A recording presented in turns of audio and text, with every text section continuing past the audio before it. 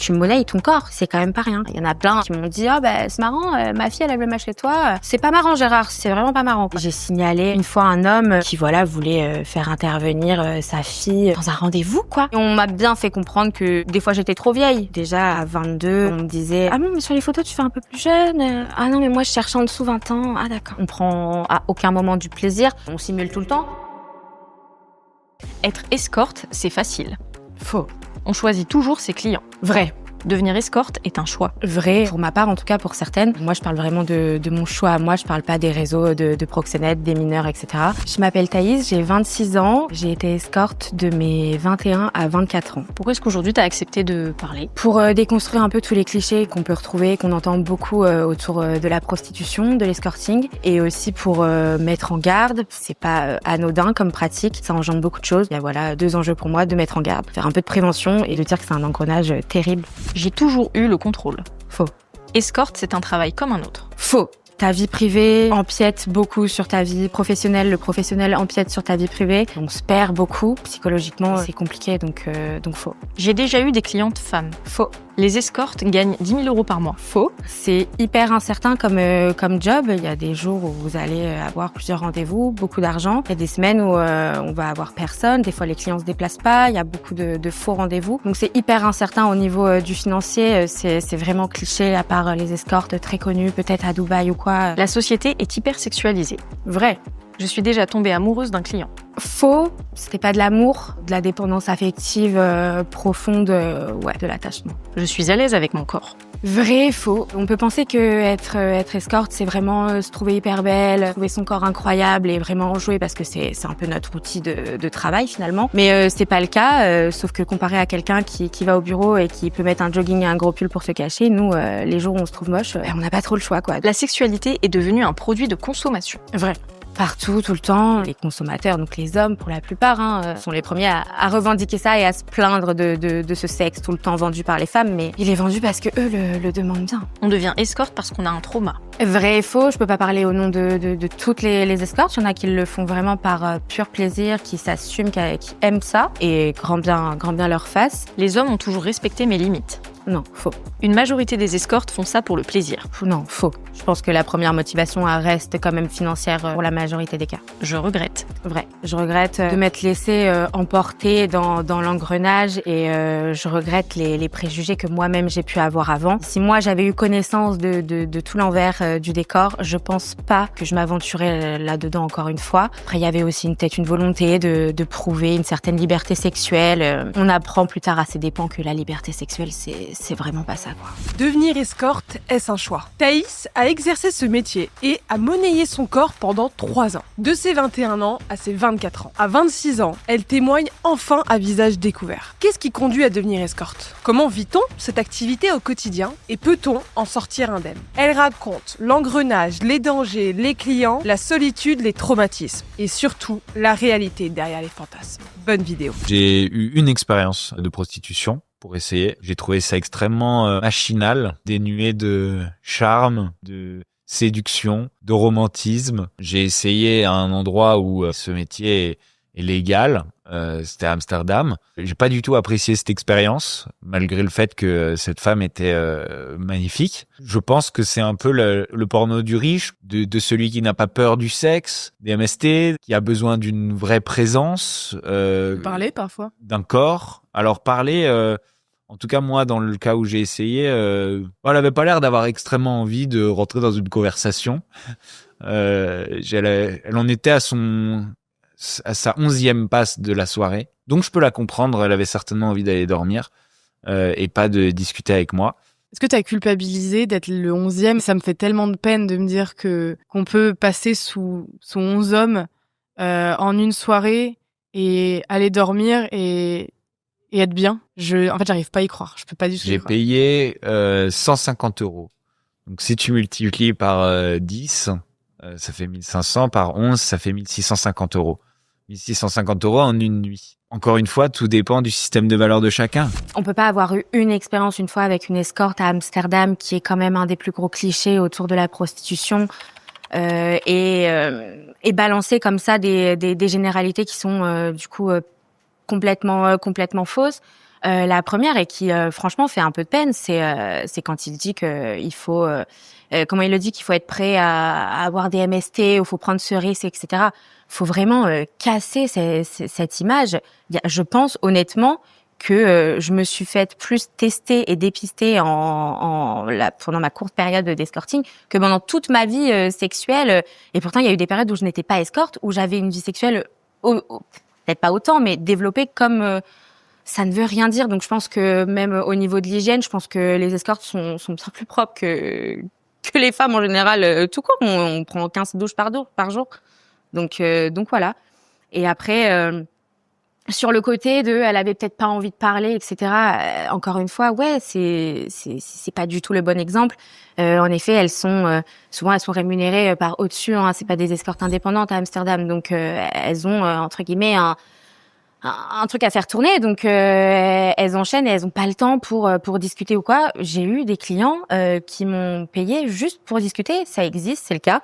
Il y en a qui recherchent vraiment une compagnie, une écoute, une attention qu'ils ont peut-être pas dans leur vie pro ou familiale. Donc voilà. Par exemple, sur Louise, ce qu'elle disait. Ah oui.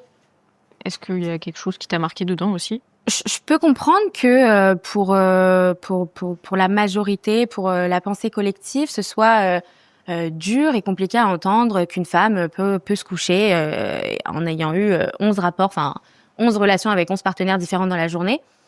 Je peux le comprendre. Chacun sacralise son corps en fait à la hauteur dont il le souhaite. Si elle, on ne la force pas à avoir elle autant de rapports, donc elle peut avoir de l'empathie. Elle est pas vraiment dans la tête de ces femmes. Il y a des jours où c'est facile, il y a des jours où c'est pas facile. Je pense pas que ce soit une question de quantité. Hein. J'ai pleuré toute seule dans mon lit en ayant un seul client dans ma journée. Il y a des journées où j'en ai eu plus, où je faisais ça un peu machinalement. Donc je pense que tant qu'on n'est vraiment pas dedans, on peut pas se mettre à la place de toutes ces femmes, quoi. À la fin de l'extrait, elle parle aussi justement de qu'est-ce qui pousse ces femmes à faire ce choix-là. Donc notamment, certains disent que c'est parce que soit tu sacralises pas du tout ton corps et donc t'as pas cette question-là, soit aussi t'as justement la question financière que t'abordais aussi dans le vrai-faux. Toi, par exemple, qu'est-ce qui t'a poussé à faire ce choix-là à un moment? Moi, ce qui m'a poussée à faire ce choix, c'est vraiment l'urgence financière, et je pense que ce serait hypocrite de dire que c'est le contraire, mélangé à plein de mauvaises pensées et de mauvais schémas. Une perte dans le travail, après une rupture familiale, un petit état dépressif, et vous rentrez petit à petit dans un cercle vicieux où vous pouvez plus sortir de chez vous et où il faut quand même payer le loyer, il faut quand même manger. Donc une hypersexualisation tout le temps depuis l'enfance fait qu'au bout d'un moment on pense que c'est la solution la plus logique, la plus simple, et c'est loin de l'être, quoi. Est-ce qu'à un moment justement tu t'es dit j'ai choisi ce métier, ou est-ce que c'est ce qui te semblait être la seule option à ce moment-là? Honnêtement, à ce moment-là, ouais, je pensais que c'était la seule option parce que moi, je voyais les factures tomber, je voyais qu'il fallait bien que je mange et j'avais pas d'autre soutien financier que ça. Donc, et ça me semblait être un truc pour lequel je me disais, t'es à l'aise sexuellement, t'aimes à peu près ça, go, quoi, ça va pas être compliqué pour toi. Ça a été bien plus compliqué que ça, finalement. Est-ce que avant ça, t'avais une connaissance de ce qu'était le métier? Ou pas du tout? Est-ce que justement tu idéalisais ce truc de je vais gagner plein d'argent, ça va, ça doit pas être très compliqué comme tu dis? Franchement, j'ai tout appris un peu toute seule sur les forums, sur internet, parce que le seul modèle que moi j'avais, c'était la prostitution dans les films, dans les séries. De temps en temps dans quelques magazines ou des interviews, ou quand Zaya prend la parole, parce qu'au final des femmes comme ça, escortes, qui prennent la parole à visage découvert, il y en a pas eu 40 000 en France. Donc non, je pense que en plus c'est pas quelque chose dont on parle beaucoup, que ce soit avec ses amis, avec sa famille encore moins. Donc on cherche par soi-même, on pose un peu chacune nos bases. On a, pour avoir parlé avec plusieurs filles qui faisaient ça, on a chacune plus ou moins notre petit rituel, notre façon de fonctionner, et puis on trouve un peu ce qui nous convient à nous pour essayer de se mettre le moins en danger possible, quoi. Quand tu disais justement, je voyais mes factures tomber, etc. Est-ce que c'est parce que tu te disais, je vais me faire plus d'argent en faisant ça que, je sais pas, en allant travailler dans un supermarché ou que sais-je? Non, pas du tout. En fait, moi, je quantifiais pas du tout. Je comptais même pas au début ce que je gagnais. Je voyais une facture, je me disais hop, c'est bon, j'ai assez, je la paye, et je quantifiais pas du tout. C'était de l'argent aussi que je dépensais très vite. Hein. Je voulais pas le voir, ni le garder, et c'était impossible pour moi de retrouver à ce moment-là une vie professionnelle avec un cadre, des horaires, des collègues, des tâches, des choses à faire. J'avais besoin d'être seule et il fallait quand même que je gagne de l'argent, donc c'était dans l'urgence en fait. Cet argent, tu voulais pas le voir parce que tu considérais que c'était de l'argent sale? Aujourd'hui, oui. À l'époque, je faisais pas ce lien-là. Aujourd'hui, ce truc de voilà, je me rappelle souvent, je me faisais un petit peu d'argent. Allez, 3 jours après, j'appelais une copine et puis on allait le dépenser, on allait au hall, on faisait les boutiques. Enfin, je le gardais pas parce que aujourd'hui, ouais, je pense que c'était parce que j'avais un peu honte et que j'avais pas envie de voir ça chez moi et que je préférais voir les objets que je m'étais acheté avec. Ça me paraissait plus clean, entre guillemets, que de voir vraiment cet argent-là, quoi. Je vous arrête. Si vous êtes encore en train de regarder la vidéo, n'hésitez surtout pas à nous dire ce que vous en pensez en commentaire, à mettre un petit like pour nous soutenir et puis à vous abonner, évidemment, ça ferait très plaisir. Je vous remets la vidéo. Pour que les gens comprennent, ceux qui ne font peut-être pas la différence, quelle est la différence entre une escorte et ce qu'on appelle une prostituée, du coup? Je pense que escorte, c'est le nom qu'on a un petit peu glamourisé, qu'on a un petit peu mis au goût du jour. Je pense que dans la tête des gens, j'ai l'impression qu'une escorte, c'est vraiment celle qui va être sur les sites, qui va être indépendante, qui va être chez elle. Et la prostituée, on a encore cette image de la nana au bois de Boulogne sur un trottoir.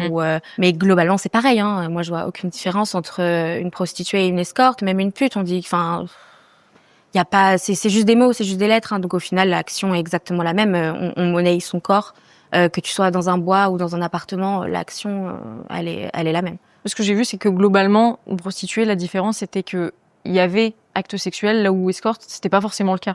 Ça, c'est aussi un grand cliché, je pense. On va faire croire, et je pense beaucoup à des filles plus jeunes, que juste en accompagnant au restaurant ou en accompagnant dans des dîners d'affaires ou pour je ne sais quelle raison, un homme un peu bien riche, tout ça, elle va juste avoir à faire la potiche et puis après, elle sera... Non, on lui demandera des actes sexuels à un moment ou à un autre.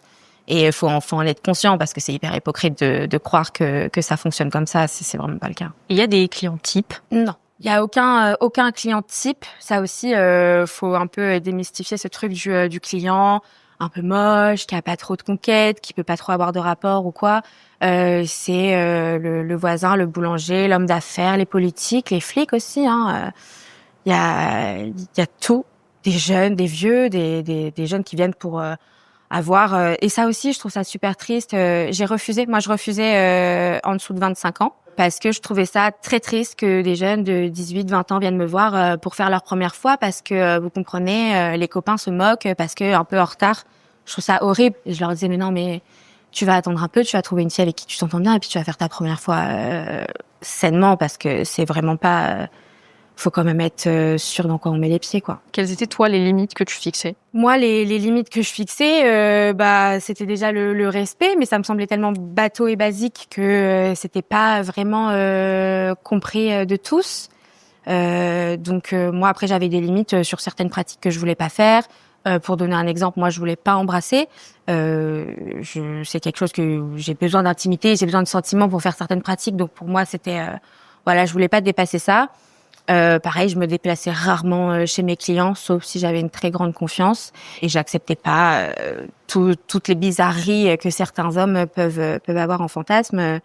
Je restais dans quelque chose de très classique, de très soft, quoi. Et quand on a 20 ans, est-ce que y a déjà eu des hommes qui t'ont dit quelque chose vis-à-vis de ça, ou qui, en ayant conscience de ton âge, peut-être t'ont voulu reculer? Non. Alors mon âge, que de toute façon personne me le demandait. Parce que je pense que même eux n'avaient pas envie d'entendre à 60 ans que la nana en face d'eux, elle en avait que 20 à l'époque. Je pense qu'ils sont pas fiers. Hein. Il y en a plein qui m'ont dit c'est marrant, ma fille elle aime le match chez toi. C'est pas marrant Gérard, c'est vraiment pas marrant quoi. Donc malheureusement c'est comme ça. Tu me disais que sur ton premier client, tu avais eu de la chance. La chance, c'est de tomber sur quelqu'un de poli, de souriant, de gentil, presque doux. Et la chance, c'est quand on a l'impression que le rendez-vous se passe à la limite comme un date. Moi, j'étais célibataire à l'époque, donc j'avais pu m'imaginer ça. En fait, j'avais l'impression que c'était un date. Ça enlève pas le stress avant le moment où il arrive et on le voit en face de nous. On est stressé, ça changera jamais. Mais ouais, quelqu'un qui te respecte et qui te prend pas juste pour ça, quoi. Donc c'était ça ma chance du premier client. Mais une chance qui qui m'a donné un peu l'impulsion de continuer en me disant bah ça va, c'est pas si horrible finalement quoi. Quand justement t'as ce stress, cette appréhension qui te quitte pas, tu le dis, qu'est-ce qui pousse à chaque fois à se dire bon bah je recommence, j'y retourne, je suis stressée mais j'y retourne? Je pense un peu l'engrenage, un peu l'auto-sabotage, un peu la peur de plus savoir faire autre chose que ça. Quand on a pris cette habitude-là, qu'on s'est un peu éloigné du monde professionnel classique, c'est compliqué de se dire que demain on va retrouver notre petit ordi, un petit blazer et nos horaires de bureau, quoi. Donc ouais, c'est vraiment compliqué. Il y a un moment où t'as senti que ton rapport à ton corps avait changé? Oui. Plus en positif quand même. Au bout d'un moment, il a fallu que je me fasse quand même violence face à certains clients qui, voilà, ils sont là pour voir, pour toucher, donc t'as pas le droit de te cacher derrière ton petit peignoir ou ton petit truc. Donc faut apprendre. Et après, il y a tout ce côté un petit peu malsain, etc. Et je veux pas du tout faire la glorification de ça, mais il y a des clients qui te mettent en valeur, qui te disent que t'es trop belle, que t'es la plus belle pendant des heures et des heures. Donc ça te donne aussi un peu confiance, quoi. Donc mon rapport, il a changé. J'ai pris un peu plus confiance. Quand j'ai arrêté, tout ça a dégringolé. Aujourd'hui, c'est vachement plus compliqué. C'est beaucoup plus compliqué, qu'avant. Et sexuellement, de revoir une vie sexuelle intime, de couple stable, saine, etc. Ça prend du temps, mais c'est possible. Donc voilà. Justement, pour un peu parler de cette différence entre le professionnel et le personnel, comment tu faisais cette différenciation-là à l'époque? Franchement, je la faisais pas trop. Moi, j'avais beaucoup de mal. Je suis quelqu'un de très sociable. J'ai beaucoup d'empathie pour les gens. Je m'attache aussi très vite. Il y a certains de mes clients, voilà, comme je le disais avant, auxquels je me suis attachée. Donc là, il y a plus de frontières. Hein. C'est juste, du coup, je te vois gratuitement, quoi. Donc c'était un peu bénéfique pour lui finalement, avec un peu de recul. Mais c'est aussi la naïveté de ça et c'était une façon un petit peu de me sécuriser, de me dire tu vois lui il est gentil, lui tu l'as rencontré comme ça mais lui il est gentil donc ouais la frontière elle est très mince, c'est très compliqué franchement pour essayer de l'avoir fait c'est très compliqué d'avoir 2 clients dans la journée puis le soir devoir se préparer pour un date Tinder. On fait comme on peut en vrai, il y a pas de secret quoi, on fait vraiment avec les armes qu'on a sur le moment. Tu penses que quand tu étais escorte, tu devenais quelqu'un d'autre? Ouais. Je m'inventais des vies Mais vraiment, je m'inventais des études, des métiers, des prénoms, des origines, des fois. Ah ouais, t'es obligé parce que tu veux protéger ta vraie vie, quoi, ce que t'es en vrai, quoi. Et comment ça se passe avec les proches? L'escorting, ça vous éloigne de tout. Peu importe à quel point les gens peuvent vous aimer et peu importe à quel point vous pouvez aimer ces gens-là, ça vous éloigne de tout parce que on est tellement dans notre bulle et on a tellement aussi des nouveaux réflexes de peur. Moi, j'étais dans la peur constante de recroiser un client en bas de chez moi parce qu'il avait vu mon adresse une fois. On est dans cette peur constante-là. On s'imagine que nos proches, ceux qui sont au courant et à qui on veut bien le dire, parce que ça aussi c'est pareil. Vraiment, il faut choisir à qui on le dit parce que ça change une perception de la personne pour toujours. Vous pouvez pas dire, je sais pas, j'ai un truc au pif à votre cousine, voilà, je suis escorte. Faut se préparer à ce que les gens ne vous voient plus jamais pareil. Moi, j'ai été très bien entourée de mes amis. Au niveau de la famille, ça a été très compliqué. Il y a aucune famille qui serait fière d'avoir une prostituée dans sa famille. J'en conviens. Après, il faut aussi se demander pourquoi certaines personnes vont jusque-là et peut-être que des fois c'était un manque de soutien de base. Donc voilà, moi je rends personne responsable du choix que j'ai fait. Je l'ai fait en détresse, certes, dans l'urgence, certes, mais en connaissance de cause, enfin, à demi-mot, quoi. Mais c'est très compliqué pour l'entourage. Moi, je pensais que je retrouverais jamais l'amour. Je me suis dit, mais quel homme va vouloir d'une nana qui a eu un passé comme ça? Puis après, j'ai compris que ça me définissait pas moi, ça définissait pas la personne que j'étais et que c'est une expérience comme une autre et qu'il va falloir faire avec de toute façon. Donc voilà. Mais c'est mieux d'être bien entouré. C'est mieux d'avoir, moi je sais que quand j'avais des doutes sur les adresses pour ma sécurité, d'avoir une amie, juste une au moins, quelqu'un de confiance à qui vous pouvez, voilà, quand ça se passe mal, quand il y a des agressions, quand ça prend une mauvaise tournure, c'est super important d'avoir au moins une personne à qui partager ça et une personne sans jugement. Parce que le jugement, c'est omniprésent dans ce genre de métier, et celui de la société en premier. Et puis de notre entourage en deuxième, quoi. Tu dis, tu pensais pas retrouver l'amour, etc. Parce que est-ce que tu te sens obligée de le dire à la personne avec qui tu es, que c'est ce que tu as fait, que tu as eu cette période-là? Moi, personnellement, je me sens obligée. Je considère que, après, voilà, c'est chacun pour soi. Je considère que quand on s'apprête à partager sa vie avec quelqu'un, je dis pas qu'il faut absolument raconter tout son passé en long, en large, en travers. Moi, c'est un passé qui m'a fait du mal et qui me fait encore du mal aujourd'hui. J'en porte encore des séquelles aujourd'hui. Donc, je pourrais pas me cacher derrière des fausses hypothèses. J'ai eu besoin de le dire, j'ai eu besoin d'en parler. C'est comme ça qu'on guérit aussi. Donc, moi, oui, je trouve ça important de le dire pour qu'aussi la personne comprenne les traumatismes qu'on a pu avoir. L'escorting étant un milieu hyper intime, le couple étant super intime aussi, c'est bien de savoir pourquoi des fois telle ou telle réaction, alors que c'est juste une résonance à des traumas, en fait. Je pense qu'aujourd'hui, justement, dans tes relations amoureuses, intimes, c'est quoi les séquelles que ça laisse pour ceux qui seraient pas au courant avant de se lancer? Évidemment, les séquelles sont pas les mêmes pour tout le monde, mais si tu devais alerter, toi, qu'est-ce que tu dirais? Psychologiquement, ça casse en deux, c'est sûr. Le fait de devoir, entre guillemets, donner son corps, même si c'est quelqu'un qui achète ce service, de le donner à une personne qui nous attire pas, qui nous respecte pas, ça laisse des séquelles, peu importe qui on est, je pense. Après, sexuellement parlant, on a l'impression de jamais être assez. Comme on a fait que ça tout le temps, on a l'impression qu'il en faut toujours plus, qu'on nous aimera pas si on donne pas autant que ce qu'on devrait donner, etc. Donc ça laisse ça. Après, c'est propre à chacun, mais et je pense que ça laisse un peu un climat de peur ambiant, parce que moi, depuis cette activité, mon féminisme a grandement évolué, même s'il était déjà bien présent. On change complètement notre perception sur les hommes. Et le danger, il est vraiment partout. Et toutes les femmes sont en danger, quoi, qu'on soit escorte ou pas d'ailleurs. Hein, mais donc ça, enfin moi, je sais que dans la rue, j'ai peur. Quand je me dispute avec un homme dans la rue pour X ou X raison, j'ai peur. Donc voilà, ça laisse beaucoup de peur. La peur d'être seule aussi. J'ai beaucoup plus de mal à être seule qu'avant, alors que j'ai été très solitaire tout au long de cette activité. Donc voilà. Dans cette solitude, est-ce que t'es seule avant et l'activité t'isole davantage, ou est-ce que, à l'inverse, t'es entourée avant et c'est l'activité qui va t'isoler? Ni l'un ni l'autre. Je pense que j'ai toujours été bien entourée amicalement parlant. La sphère familiale, c'est compliqué. Moi, cette activité a été ma coupure familiale. Après, c'était déjà un petit peu compliqué avant ça. C'est compliqué. Tu parles du lien avec ta famille, mais comment toi t'envisages ton avenir familial? Moi, je veux des enfants, hein, c'est un secret pour personne, et je suis totalement à l'aise avec le fait que mon histoire, si j'ai une fille, si j'ai un garçon, déjà ce sera pas du tout la même façon de raconter, de mettre en garde et de prévenir, etc. Si j'ai des enfants, bien sûr, en fonction de l'âge requis, etc. Je pense pas que je leur cacherai ça.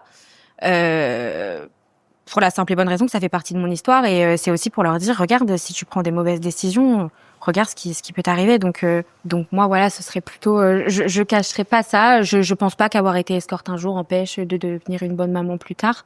Mais j'ai plutôt peur, en fait, des autres. C'est pas tant c'est pas mon enfant, ni ses réactions qui me font peur, parce qu'il sera élevé dans l'écoute, dans l'empathie, la bienveillance, et il sera déconstruit autour de ça.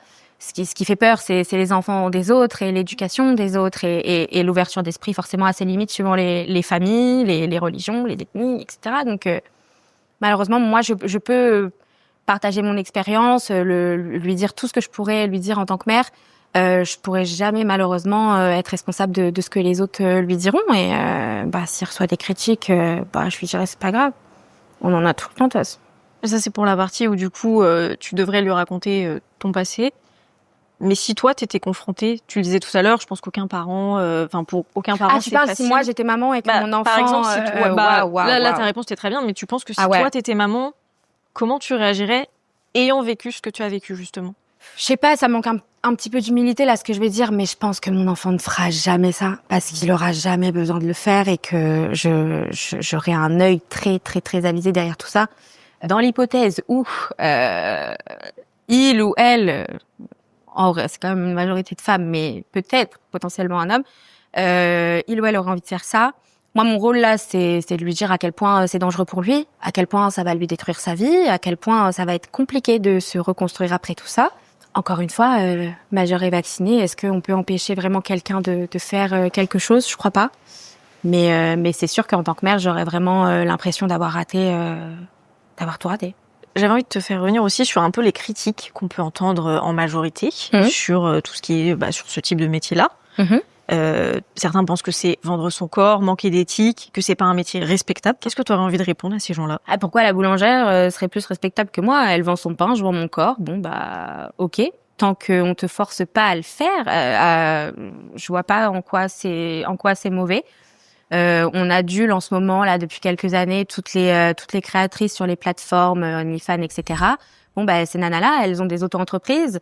Elles déclarent, elles payent des impôts et elles cotisent pour leur retraite. Pourquoi une prostituée une escorte ou une prostituée entre guillemets normale ne pourrait pas le faire? Pour moi, OnlyFans c'est de la prostitution déguisée. Quand on fait venir 2 acteurs pour se rencontrer pour un tournage, il y a rapport. Donc pour moi, c'est de la prostitution. Après voilà, moi encore une fois, je suis personne pour dire que c'est bien ou c'est mal au final, tu vois. Mais à partir du moment où j'embête personne à côté, je vois pas pourquoi ça gênerait les autres. Et la majorité des cas, la majorité des gens qui formulent ces critiques sont des hommes. Et c'est eux les principaux consommateurs de ça, quoi. Donc, c'est bien de remettre un peu le truc dans son contexte, quoi. Je voulais revenir un peu aussi sur tous ces côtés danger dont tu parlais. Tu disais, en tout cas, essayer de mettre un cadre qui soit le plus sécuritaire pour toi. Ouais. Est-ce qu'il y a un moment où tu t'es vraiment sentie en danger? Plein de fois. Moi, j'ai arrêté cette activité, on va dire, à la suite d'un client qui a été particulièrement violent, qui a pas respecté du tout mes limites. Donc, j'ai subi donc un viol, plusieurs fractures, des côtes, etc. C'est une violence qu'on peut pas prévoir, en fait, ça vous tombe dessus. Mais moi, j'ai toujours eu ce truc de me dire que j'avais 50% de ma part de responsabilité dans ce qui m'était arrivé, dans le sens où c'est moi qui ai mis mon annonce en ligne. J'ai fait le choix de le recevoir en rendez-vous. J'aurais pu être alertée au téléphone, ou j'aurais pu un petit détail aurait pu me faire tilt sur ce client pour que je puisse lui dire non, finalement on annule. Ça n'a pas été le cas et ça s'est très mal passé. Pareil pour ceux qui veulent pas payer le dernier moment, et puis qui de toute façon te disent que si tu t'interposes ils vont te massacrer. Donc c'est dangereux. Après on sait jamais sur qui on va tomber. Vraiment, même si le gars au téléphone, il a l'air un peu sympa, etc.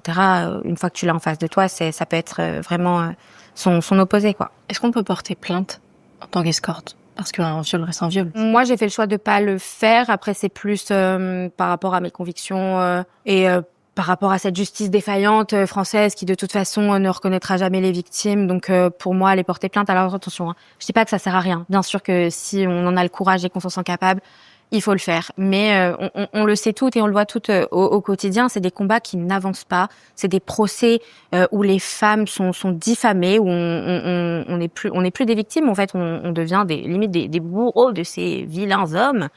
Donc, on peut porter plainte. Aujourd'hui, c'est le client qui est répréhensible. C'est pas l'escorte. Après. Encore une fois, c'est compliqué. Avoir un policier en face de vous, moi je les connais très bien. Madame, vous l'avez quand même, on vous a pas forcé à faire ce que vous avez fait. Moi, pour des phrases comme ça, j'ai pas envie de prendre ce risque-là. Mais techniquement, on peut porter plainte. Mais personnellement, je l'ai pas fait. Dans l'escorting, est-ce que, même quand on parle de consentement, est-ce qu'on peut vraiment parler de consentement, dans le sens où généralement dans la sexualité, ce qu'on va chercher, c'est du plaisir. Et c'est pas ce qu'on trouve dans la prostitution ou dans l'escorting. Enfin, en tout cas, c'est l'image qu'on en a, nous, de l'extérieur. Donc, est-ce que malgré tout, on peut parler de consentement dans l'escorting? Je pense qu'on peut parler de consentement dans le sens où, au début, on pose nos bases et on va plutôt être enclin à faire telle ou telle pratique. Et sur d'autres, en revanche, on va avoir tendance à dire non, ça, c'est pas pour moi.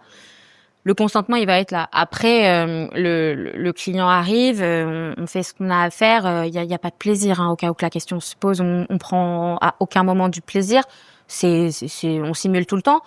Quasiment personne ne le remarque parce que les hommes sont pas des fins observateurs. Mais il y a pas de plaisir. Le consentement est là. En fait, le consentement que tu donnes, c'est de faire venir quelqu'un chez toi pour avoir un rapport. Après. Là, je consens à ce rapport. Après, est-ce que je consens au plaisir que va me donner ce rapport? Non, tu vois. Est-ce que tu penses que les hommes sont pas conscients qu'il y a aucun plaisir qui est pris par la femme à ce moment-là? Ah oui, ils sont dans leur truc. Hein. C'est leur plaisir à eux. Ils sont focus, concentrés sur leur plaisir. Et mais ça, c'est pas que dans l'escorting. Hein. Je pense que c'est les hommes en général sont pas tous, hein, pas tous, mais les hommes en général sont quand même très focus sur eux. Et le plaisir de la femme vient sûrement après. Et dans le cas où là, en plus, ils payent pour avoir ce service-là, bah là, autant vous dire que nous, notre plaisir, il existe même pas, quoi. Est-ce que, sous prétexte qu'ils payent, ils estiment avoir plus de droits, justement, à ce moment-là? Oui. Certains vont, quand t'expliques au téléphone, voilà, moi, je ferai pas ci, je ferai pas ça, ils te disent OK, mais ça teste. Toujours quand ils arrivent au bout d'un moment, non, on avait dit qu'on ne ferait pas. Bon, allez, quand même, je paye, machin. Non, ça. Ils essayeront même de négocier. Hein. Il y en a énormément qui te négocient comme si t'étais un tapis sur le marché, quoi. Tu monnayes ton corps. C'est quand même pas rien, quoi. Et il y a aucun moment en direct où, je sais pas, ton corps t'envoie des signaux de non, je peux pas. Les fois où j'ai annulé des rendez-vous, ça m'est arrivé au dernier moment d'annuler des rendez-vous parce que l'intuition alors des fois mon intuition n'a pas été bonne. Mais les fois où j'ai annulé, je pense sincèrement que j'ai bien fait. Et avec le recul, je me dis heureusement que j'ai pas vu ces clients-là. Donc on annule. Après, ça reste de la culpabilité. Hein. Annuler un rendez-vous en tant qu'escorte, c'est aussi après derrière on se prend des insultes, puis on se dit bah du coup là il y aura pas d'argent qui va rentrer. Donc c'est d'autres questions qui se mettent en place, quoi. Tu ressentais encore ces pressions financières au fur et à mesure? Ouais, tout le long en fait, parce que c'est tellement instable et incertain. Que c'est pas, on reçoit pas notre petit chèque à la fin du mois avec notre salaire complet qui varie pas. Imaginons que pendant une semaine ça m'est arrivé, on soit malade ou on n'est juste pas la force de faire ça. Là, il y a zéro qui rentre, hein, donc ouais. Est-ce que tu as eu ce sentiment de dégoût qui s'est installé Envers moi-même? Envers les hommes? Envers les hommes, ouais, j'ai pas attendu cette activité pour être un peu dégoûtée de certains, pas tous, encore une fois. Mais là, on rentre vraiment dans leurs fantasmes, dans leur tête et dans des délires des fois très très très malsains. Donc bien sûr que ça m'a dégoûtée. J'ai signalé une fois un homme qui voilà voulait faire intervenir sa fille dans un rendez-vous, quoi. Donc ça m'a un peu hérissé le poil. J'ai signalé cet homme. Je ne sais pas ce qu'il est devenu, mais il y a des gens qui vous demandent des trucs très très très sordides, des trucs avec des animaux, ou dans certains lieux où on vous demande de les accompagner dans des soirées avec des thèmes très très très bizarroïdes. Donc il y a vraiment de tout. Et on m'a bien fait comprendre que des fois j'étais trop vieille. Déjà, à 22, on me disait « Ah non, mais sur les photos, tu fais un peu plus jeune. Non. Ah non, mais moi, je cherche en dessous 20 ans. Ah d'accord. » Malheureusement, voilà, c'est comme on se faisait beaucoup plus draguer quand on avait 14-15 ans que maintenant qu'on a 25 ans, on dirait qu'on est périmé. Quand tu parles de cette sécurité, comment elle se garantit au quotidien? Tu la garantis pas, hein. Au final, tu peux... T'es seule? T'es toute seule. Après, voilà, encore une fois, avec tes amis, si t'as des doutes sur quelqu'un, moi j'envoyais le dernier échange SMS, le numéro, potentiellement l'heure à laquelle ça doit se finir. Si t'as pas de mes nouvelles 30 minutes après, faut s'inquiéter, quoi. Donc tu te rassures comme ça. Moi, je sais que ça m'aidait quand même beaucoup de les avoir au téléphone avant. Juste le contact SMS, c'était pas possible. Hein. J'avais vraiment besoin et ça filtrait beaucoup parce qu'il y en avait plein qui refusaient. Donc à partir du moment où ils refusaient, moi je me disais qu'ils avaient quelque chose à se reprocher. Donc de filtrer comme ça, tu t'essayes de mettre plein de petites choses pour garantir un peu ta sécurité, mais tu la garantis jamais vraiment. Mais c'est pareil pour une fille qui va juste aller à un date Tinder et qui va tomber peut-être sur le mauvais mec. Bon, ça c'est pas propre à l'escorting, mais on fait comme on peut, ouais. Toi, tu m'as dit que par exemple, la majorité du temps, tu faisais ça chez toi parce que ça te rassurait, mais d'un autre côté, au niveau sécurité, du coup, finalement, c'est encore pire. C'est encore pire à partir du moment où tu leur donnes la possibilité d'avoir ton adresse et d'en faire ce qu'ils veulent. Après, ça reste quand même des hommes qui n'ont pas trop envie que ça se sache. Donc globalement, moi, il m'est jamais rien arrivé à ce niveau-là. Personne n'est revenu chez moi, personne ne m'a menacé de divulguer mon adresse ou quoi que ce soit. Après, on se sent mieux quand on est dans son cocon, quand on est chez soi, d'avoir nos repères. Et même moi aussi, c'était une question de préparation physique, etc. J'avais même mentale, j'avais besoin de me sentir chez moi, de me sentir safe jusqu'au moment où ils arrivent. Après, c'est sûr qu'après, pendant 1 heure, tu fais ton grand ménage, tu mets du parfum partout, tu changes tes draps, tu veux oublier, quoi. Donc, c'est un choix à faire. J'allais à l'hôtel de temps en temps quand vraiment j'étais en confiance et quand le premier rendez-vous s'était déjà passé chez moi. Je trouve les hôtels moins safe. Honnêtement, je trouve que dans une chambre d'hôtel, il peut se passer 1 milliard de choses. Moi, dans mon petit immeuble parisien où les murs étaient en gruyère, je peux crier. Je pense que les voisins peuvent débarquer. Même si j'ai jamais eu besoin de le faire, ça me rassurait de savoir. Et il y a eu, pour la petite anecdote, j'ai eu plusieurs copines qui se cachaient dans mes escaliers pendant que je faisais un rendez-vous. Et qui avait les clés au cas où, qui étaient prêtes à débarquer si jamais ça se passait mal. Donc franchement, merci à elle sur le moment parce que c'était quand même très gentil de m'accompagner jusque-là, quoi. C'était les seules fois où tu te sentais en insécurité avec un homme? Ouais. Et encore, tu vois, les fois où j'ai vécu le plus de violence, c'était des hommes au téléphone où j'avais l'impression qu'ils étaient clean, gentils, respectueux. Donc au final, des fois, plein de fois, je me suis dit oh là là, lui, je suis un peu en flip, il est un peu bizarre et tout. Et au final, des fois, c'était les plus gentils, quoi. Donc vraiment, c'est au petit bonheur la chance. Tu peux jamais vraiment savoir à l'avance. Toi, tu disais que tu étais plutôt bien entourée, mais Ouais. tout à l'heure, on en parlait, il y a certaines femmes qui le sont sûrement pas du tout. Mm-hmm. Comment, même si tu es indépendante ou quoi, tu arrives à assurer une certaine sécurité pour toutes ces femmes-là qui n'ont pas forcément l'entourage qui va avec? Franchement, il y a plein d'assauts, il y a plein de femmes qui essayent d'aider ces femmes-là. Et après, faut aussi avoir l'envie de se faire aider. Moi, quand j'étais dedans, on a essayé de me sortir plein de fois parce que je parle de mon entourage, mais bien sûr, c'est important de préciser que mon entourage m'a dit 1 milliard de fois, mais on veut pas ça pour toi, ne fais pas ça, ne te fais pas de mal, etc. Donc ça, c'était important de le dire. Et après, quand on est dedans, on n'a tout simplement pas envie de se faire aider. Je pense que déjà une psychologue, c'est super. Si on songe même déjà à potentiellement rentrer dans cette activité, peut-être que c'est un peu le signal d'alerte pour se dire peut-être que j'ai besoin d'une thérapie. Moi, sur le moment, j'y allais pas, donc c'était compliqué. Et après, voilà, ne pas hésiter à en parler. Voilà, il y a plein même de numéros d'écoute, de plateformes. Même pour les escortes, il y a des plateformes où on référence en liste noire les numéros de certains clients potentiellement dangereux. Ça garantit pas une sécurité à 100% dans le sens où ils peuvent créer des numéros comme ils veulent, mais il y a un petit suivi, ça peut rassurer.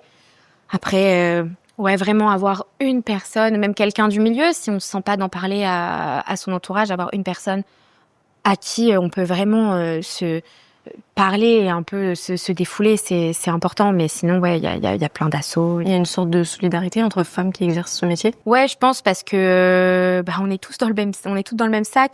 On sait ce que vivent les autres. Et je pense aussi que pour celles qui le font par plaisir et par envie, je pense qu'elles ont aussi envie d'une certaine reconnaissance, que on encadre un peu tout ça et qu'elles puissent être moins en danger, parce que le fait que le client soit répréhensible, l'État avait voulu faire cette loi dans le simple but en fait de ralentir l'activité et de dissuader les clients. Ils le font juste en cachette. Donc le danger, il est là, tout le monde le sait, mais personne n'en parle. Donc, enfin, personne si, mais pas assez en tout cas. Donc voilà. T'en parlais un peu tout à l'heure, que t'étais déjà féministe, mais est-ce qu'on peut être féministe et escorte? Est-ce que c'est compatible? Oh bah oui. Oui. Après, moi je trouve qu'on devrait même plus le dire aujourd'hui qu'on est féministe. Je pense que c'est limite avoir besoin de le rappeler tout le temps qui est pas normal. Bien sûr qu'on peut être féministe et escorte, et on peut être féministe et boulangère, et féministe et footballeuse, je sais rien. Mais dans ces métiers-là, qui sont quand même des métiers où il y a une sororité très forte, où on pointe du doigt les comportements des hommes, etc., surtout en matière de violence sexuelle, je pense que le féminisme peut pas être plus présent limite que dans ces milieux-là, quoi, parce que c'est nos droits qui sont remis en cause tous les jours. On le sait, on l'entend, on a peur, on a toute peur de ça, mais personne vraiment s'inquiète de ces droits-là, donc voilà, c'est pas pour rien qu'en Finlande ils sont super heureux, c'est que des femmes au gouvernement. Après moi je dis ça, je dis rien. Tu le dis, t'as pas toujours eu le contrôle, mais est-ce que malgré tout t'avais la sensation, en tout cas quand tu exerçais ce métier, d'avoir un certain contrôle sur les hommes?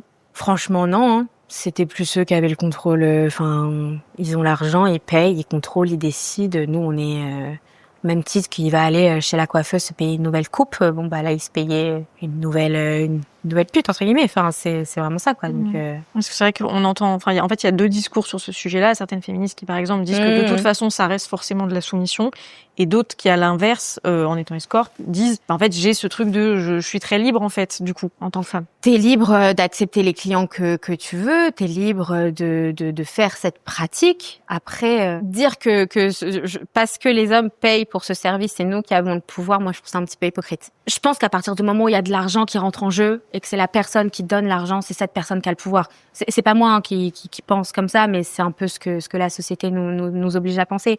Donc, on peut, pour un peu vouloir relativiser, pouvoir se dire que finalement on est fier de ce qu'on fait et ça nous fait du bien de se dire qu'on est libre, etc.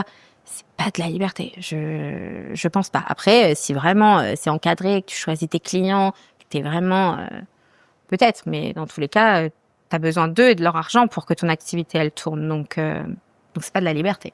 Qu'est-ce que toi, t'aurais aimé qu'on te dise avant de commencer? Je pense qu'à l'époque, on aurait pu me dire n'importe quoi. Dans tous les cas, j'y serais allée. Peut-être que si des femmes du métier m'avaient dit attention, tu vas vivre ça, tu vas te mettre en danger, tu vas avoir du mal après avec la reconstruction psychologique, corporelle, etc. Peut-être que je me serais posé des questions, mais honnêtement, on est borné. Hein. Quand on a décidé, quand l'idée commence à se creuser dans la tête, on fonce et les avertissements des autres, voilà, vous commencez à fumer, tout le monde va vous dire la cigarette c'est mauvais, bon bah on continue et puis on sait pas trop pourquoi, donc c'est pareil quoi. Si t'avais eu la Thaïs de 20 ans en face de toi, est-ce que tu penses que t'aurais pu l'en dissuader? Ah, je l'aurais emmené chez le psy là. Là, je lui aurais dit allez ma belle, on y va. Je pense que malheureusement le travail il était à faire avant 20 ans. Et que c'était une succession de plein de traumas, voilà, on a tous des chemins de vie, des parcours différents. Je pense que le travail, il était à faire. En fait, je pense que le travail, il est à faire dans l'enfance. Je pense que tout part de l'enfance et qu'il faut rien lâcher avec les petits, surtout maintenant. Je vois des gens là qui se révoltent contre les cours d'éducation sexuelle à l'école. C'est parce que nous, on n'en a pas eu, que notre génération, elle se comporte comme ça avec les femmes. Et c'est pour ça qu'aujourd'hui, nos droits, ils sont en cause, donc remis en cause. Donc je pense que ça part vraiment de l'enfance. Donc je referai le travail, mais bien plus tôt, quoi. Que tu disais au début, je te demandais si tu regrettais, et en même temps, quand je t'ai eu au téléphone, il y a une phrase que tu m'as dit qui m'a un peu marquée. Oui, dis-moi. Tu m'as dit que tu considérais être allé trop loin en monnayant ton corps. Ouais. C'est vraiment ça, toi, que tu regrettes, c'est le fait, en tout cas, d'avoir passé l'acte de... C'était plus juste des échanges corporels de sexualité, c'était le fait d'avoir mis de l'argent dans l'histoire. Ouais, on revient à cette notion, en fait, de liberté, où je pensais que... un peu comme ces femmes féministes qui vont dire que parce que elles monnaient leur corps, elles sont libres et elles soumettent les hommes. Moi aussi, j'espérais avoir cette liberté sexuelle là, etc. Et c'est ce que je disais tout à l'heure. Vraiment, c'est le fait de monnayer qui me fait comprendre que je suis juste un objet en fait qu'on achète. Mettre un prix sur mon corps, en fait, je trouve ça absurde aujourd'hui. Je trouve ça complètement absurde qu'on puisse mettre un prix sur une fellation, sur un acte en soi. Je trouve c'est compliqué. Donc aujourd'hui, je regrette. Bien sûr que je regrette, mais ça enlève pas tout le respect que j'ai pour les femmes qui continuent de faire ça par volonté. C'est pour ça aussi que je te demandais si on pouvait être féministe et escorte. C'est ce que tu viens de dire aussi, cette phrase de malgré tout, tu restes en fait un objet pour les hommes. C'est un débat éternel. Franchement, je pense que ça dépend de quel côté de la balance on se positionne. Il y a une forme de liberté de se dire voilà, moi à partir de maintenant, je travaille plus, mon seul outil de travail c'est mon corps. C'est incroyable de se dire que j'ai rien besoin d'autre que mon corps. Donc, cette forme de liberté-là, je la renie pas, je suis OK. Après, dans ce cas-là, ne fais pas payer. Pour moi, une escorte, une prostituée vraiment libre à 100%, dans ce cas-là, elle fait pas payer. C'est elle qui choisit tout, mais c'est par son bon vouloir et par sa motivation, entre guillemets, mais je vois pas en quoi ce serait possible, quoi. Et je voulais finir avec un dernier format qui était un peu de donner, selon toi, 3 mythes, justement, sur l'escorte, que tu voudrais déconstruire un peu. 3 mythes qu'on a. Et tu dis, ça, je veux plus entendre ça. Donc le premier mythe, c'est vraiment sur le fait que les escortes sont sales, bourrées de MST, etc. C'est faux. On fait des dépistages très régulièrement, bien plus souvent que la moyenne. Donc ça, c'est une chose. La deuxième chose, c'est sur cette image un peu de l'escorte, un peu la nana, voilà, très canon, qui sort en soirée, qui aime faire la fête, un peu potiche, un peu bébête finalement, c'est souvent ça, alors que ça peut être juste la petite étudiante en droit qui arrive pas à payer ses études et qui est obligée de trouver un moyen de les financer. Donc ça peut être n'importe qui, je pense que tous les jours, Je pense qu'en marchant dans la rue, surtout à Paris, je pense que tous les jours on croise des escortes et sur leur visage, on se douterait même pas que c'est ce qu'elles font. Donc voilà, ça peut être n'importe qui. Et le troisième mythe, c'est sur le client. Et sur le fait que lui aussi, ça peut être n'importe qui, et arrêter ce truc du mec moche qui arrive pas à avoir de rapport, donc qui est obligé d'aller voir une prostituée. Non, c'est vraiment tout le monde, des jeunes, des vieux, des chefs d'entreprise, à des mecs au RSA. On passe par tous les types de clients. Ce que tu viens de dire, c'est que ça peut être n'importe qui devient escorte, une étudiante, Ouais. etc. Est-ce que ça veut dire qu'il y a une facilité aussi à accéder à ce type de travail? Oui, parce que de toute façon, à part mettre une annonce sur un site d'escorting et attendre que votre téléphone sonne, vous avez rien à faire. Donc ça, c'est plutôt d'une facilité un peu déconcertante, bien que la plupart des sites soient payants quand même. Donc il faut déjà avoir l'argent à injecter dans le site pour avoir son annonce. Donc oui, c'est super facile. Ce qui est vraiment difficile, c'est le premier passage à l'acte, quoi. Aujourd'hui, t'en es où? Qu'est-ce qui, t'a fait vraiment quitter ce travail-là? À quel moment tu t'es dit, c'est bon, là, c'est terminé pour moi et j'y retourne pas? Et aujourd'hui, où est-ce que t'en es dans ton processus? Bon, déjà, le dernier client et le viol subi m'ont quand même remis un peu les pieds sur terre. J'ai essayé de continuer après ça une très courte période, et c'est mon corps qui avait plus envie. Et après les rencontres, on rencontre des gens, voilà, qui trouvent les bons mots et le bon soutien pour nous sortir de ça. Je pense pas qu'on s'en sorte seul, hein. S'il y en a qui y arrivent, vraiment, félicitations à elles et respect. Je pense qu'il faut savoir demander de l'aide quand c'est nécessaire, surtout quand on est en danger, quand notre vie est en danger, parce que c'est le cas, c'est la réalité.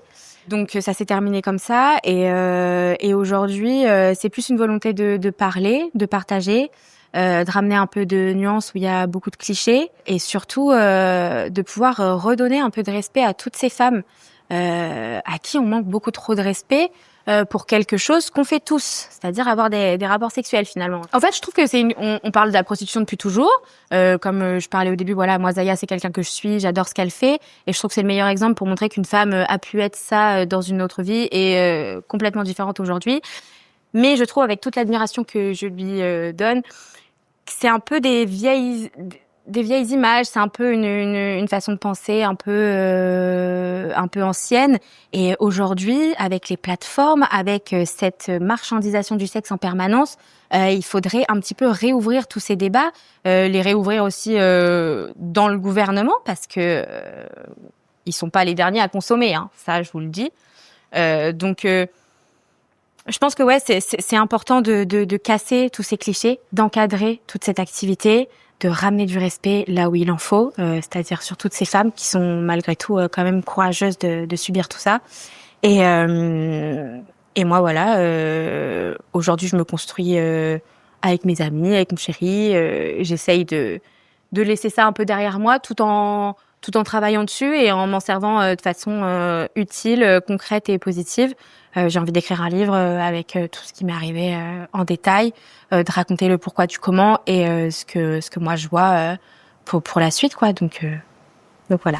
J'espère que cette vidéo vous aura plu. N'hésitez pas à nous dire ce que vous en avez pensé en commentaire, à mettre un petit like et puis à vous abonner pour nous soutenir. Ça fait toujours plaisir. À très bientôt.